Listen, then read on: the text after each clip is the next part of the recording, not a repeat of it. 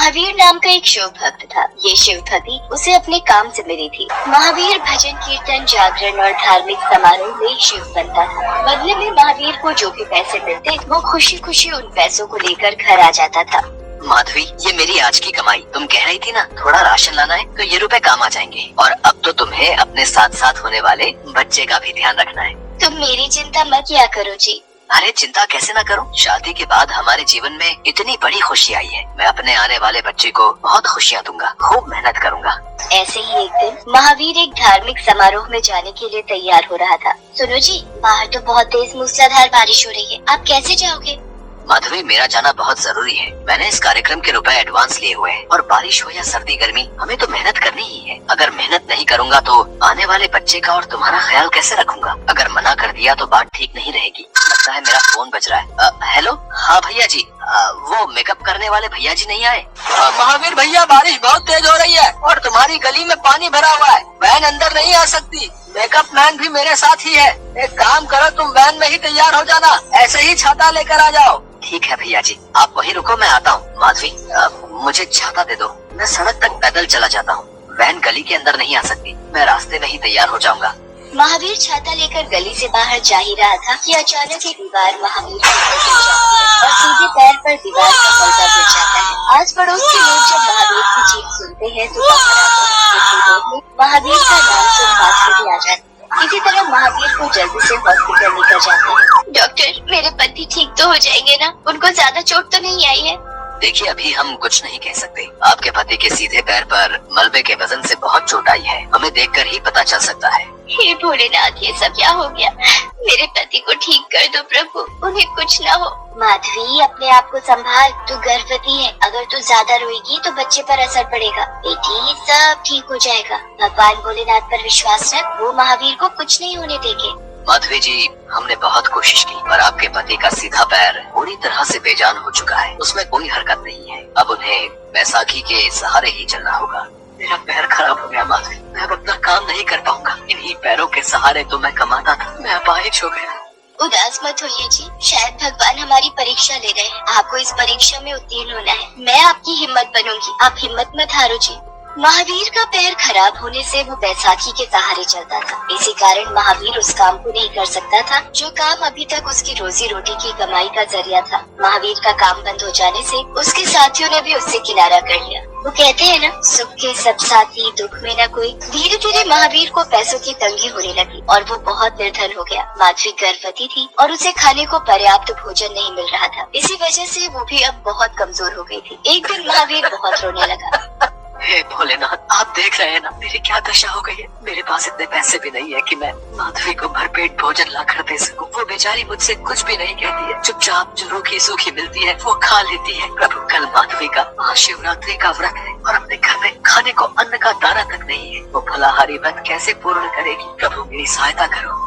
महावीर माधवी को बिना बताए अपनी बैसाखी के सहारे काम की तलाश में निकल पड़ता है। रास्ते में भगवान भोलेनाथ का मंदिर पड़ता है, पर महावीर सीढ़ियाँ चढ़कर दर्शन भी नहीं कर सकता, इसलिए वो बाहर से ही भोले बाबा को नमन करके आगे बढ़ने लगता है। तभी महावीर भैया, ओ महावीर भैया, ये तो मदन फूल वाले की आवाज है। अरे मदन भैया तुम? हाँ मैं। अरे बड़े दिनों बाद तुम्हें देख रहा हूँ। ये सब मैं क्या देख रहा हूँ? ये कैसे हुआ भैया?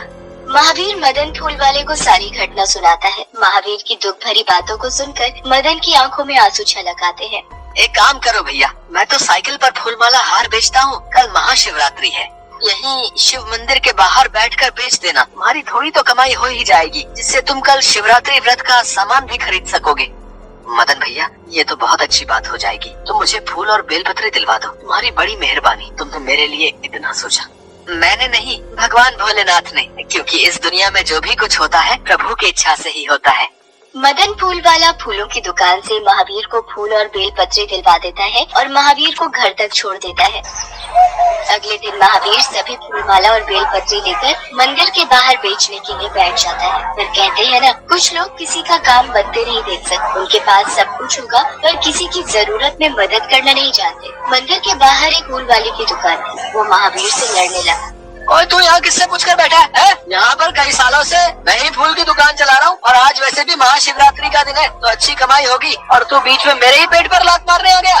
भैया मुझे पैसों की बहुत जरूरत है, मुझे कुछ देर के लिए यहाँ बैठने दो। थोड़े से फूल और बेलपत्री बेचकर मैं यहाँ से चला जाऊंगा। बिल्कुल नहीं, एक नहीं सुनूंगा। तू हटता है या खुद धक्का देकर हटाऊं? पता नहीं कहाँ से नया धंधा शुरू करने आ जाते हैं और हमारा धंधा चौपट कर देते हैं। बेचारा महावीर बैसाखी के सहारे फूलमाला और बेलपत्री के थैले हाथों में लिए मंदिर के किनारे खड़ा हो जाता है। मंदिर में आते जाते लोग उसे देखते हैं, पर महावीर की हालत देखकर कोई भी उससे फूलमाला और बेलपत्री नहीं खरीदता। महावीर भगवान भोलेनाथ को याद करके फूट फूट कर रोने लगता है। हे भोले बाबा, अब तो रात होने को आई है, सब लोग मंदिर से होकर चले गए और किसी ने भी मेरे से फूल माला और बेलपत्री नहीं खरीदी। मैं अब घर क्या लेकर जाऊंगा? माधवी सुबह से भूखी प्यासी होगी और मेरी प्रतीक्षा कर रही होगी। अरे भैया, तुम्हारे पास बेलपत्री और फूलमाला होगी क्या? सामने वाली दुकान तो लगता है बंद हो गई, अगर तुम्हारे पास मिल जाए। हाँ भैया जी, मैं अभी लाता हूँ। रुको, मैं गाड़ी से बाहर आता हूँ। महावीर को देखकर व्यक्ति चौंक जाता है। महावीर तुम? अरे पहचाना मुझे, मैं धनेश। तुम्हारे साथ बहुत से जागरण, कीर्तन और धार्मिक समारोह में काम किया है। मैंने पहचान लिया धनेश, बहुत समय बाद मिले। अब तुम्हारी माता जी कैसी है? वो बिल्कुल ठीक है। उस वक्त रुपयों की सहायता करके तुमने मेरे ऊपर बहुत बड़ा उपकार किया था और आज तुम्हें इस हालत में देखकर मुझे बहुत दुख हो रहा है मेरे दोस्त। महावीर और धनेश काफी देर बातें करते रहे। महावीर, अब भगवान भोलेनाथ की कृपा से मेरे पास पैसों की कोई कमी नहीं है। एक वक्त था जब सबने मुंह मोड़ लिया था, तब तुमने मेरी सहायता की थी, माँ की जान बचाई थी। आज मेरी बारी है, तुम्हें किसी भी प्रकार का कोई दुख नहीं रहेगा। अब मैं आ गया हूँ।